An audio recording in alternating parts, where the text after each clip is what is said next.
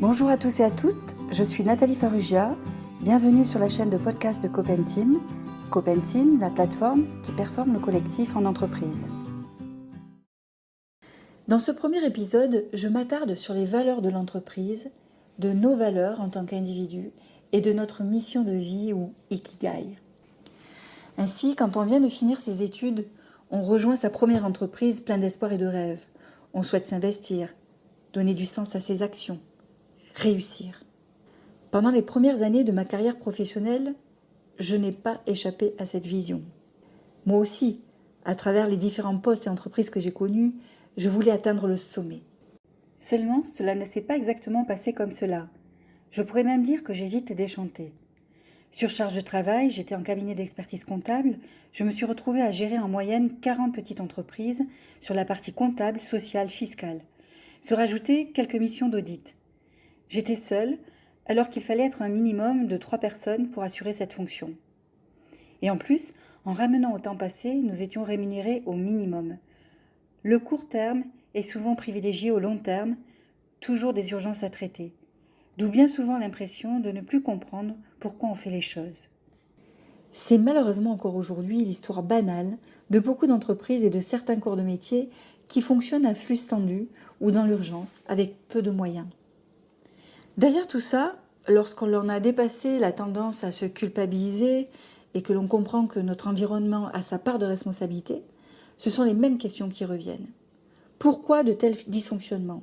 Quels sont les fondements, les valeurs d'une entreprise, ses aspirations ? Comment l'entreprise finalement, qui est une organisation économique et juridique, peut-elle incarner des valeurs humanistes à ceux qui la font vivre ? Mais tout d'abord, que comprend-on par valeur ? Qu'est-ce que cela signifie ? Avez-vous entendu parler de notion d'ADN pour les sociétés ? Les entreprises aujourd'hui ne doivent-elles pas prendre le temps de définir leurs valeurs qui reflètent la vision de leurs dirigeants et leur mission ? Pour exemple, la vision du groupe Decathlon est de rendre accessible au plus grand nombre la pratique et le plaisir du sport. Celle de Walt Disney, c'est rendre les gens heureux. Et sa mission, c'est de fournir des divertissements créatifs, innovants et rentables dans le monde entier. La mission de chacune de ces entreprises leur a donné une identité forte et unique qui fait d'elles des leaders sur leurs marchés respectifs. Les valeurs ainsi permettent de mobiliser, de savoir toujours pourquoi on est là ensemble. C'est un ancrage. On a tous et toutes des valeurs qui nous caractérisent.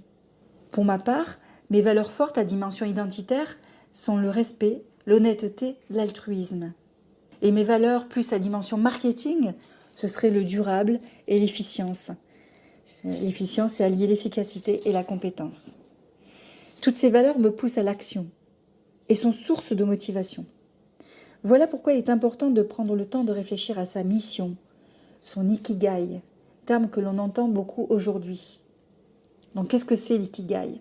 On le traduit généralement du terme japonais, en le décomposant comme ça. Donc Iki, ça signifie vie, vivant, et Gai qui veut dire effet, résultat, valeur, bénéfice. Donc l'Ikigai serait donc le résultat qui provient de la vie. Trouver ou identifier son Ikigai, c'est être en cohérence avec son grand pourquoi. Le fameux why ou what for dont parle Simon Sinek dans son livre « Commencer par le pourquoi ». Ainsi, connaître notre mission nous permet également d'être plus en contact avec notre Ikigai et donc nous permet de développer nos projets professionnels plus facilement. Que souhaitons-nous apporter à ce monde dans lequel nous vivons ? J'aimerais, avant de conclure ce premier épisode, que vous réfléchissiez quelques minutes à vos valeurs. Quelles sont vos 4 ou 5 valeurs fortes ? Sont-elles en adéquation avec l'organisation dans laquelle vous travaillez ? Je vous remercie pour votre écoute et vous donne rendez-vous la semaine prochaine à la même heure pour la suite de cette plongée dans le monde des entreprises et pour avancer ensemble vers cette transition humaniste indispensable pour nos organisations.